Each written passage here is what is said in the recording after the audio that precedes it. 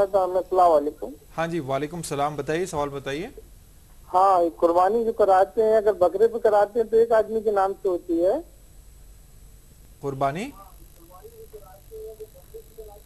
T V کی آواز اور بند بڑا کر دیجیے۔ جانور کٹوا دیں اگر تو 7 لوگوں کے نام سے جائے، گھر میں 7 لوگ ہیں، ٹھیک ہے زیادہ انشاءاللہ ثواب ملے بتاتے گا کیا؟ ہیں، سمجھ گئے بات کو آپ کی، انشاءاللہ بتاتے ہیں۔ جی دیکھیے، جہاں تک مسئلہ ہے جانور میں شرکت کی بات، تو اس میں حدیث مبارک صراحت سے موجود ہے سنن ابن ماجہ شریف میں، البقرۃ عن 7 والجزور عن 7، کہ گائے بیل وغیرہ اس میں 7 آدمی کی قربانی ہوگی، اور اونٹ ہے یا اونٹنی ہے تو اس میں بھی 7 آدمیوں کی شرکت ہوگی۔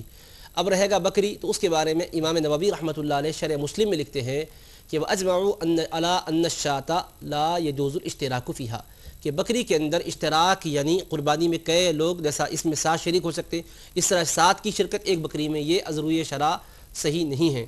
ہاں البتہ جہاں پر بھی میں نے بارہا یہ بات کی وضاحت کر دی ہے کہ جہاں ایک بکری اہل خانہ کی طرف سے کفایت کر جاتی ہے کہ روایتیں ملتی ہیں، اس میں علماء کرام نے یہ بیان کر دیا کہ اجر و ثواب میں شرکت ہے، البتہ ادائیگی واجب کا جہاں تک معاملہ ہے، جیسا بڑے جانور میں 7 آدمیوں کی شرکت ہوتی ہے ویسی شرکت بکری کے اندر نہیں ہوتی ہے۔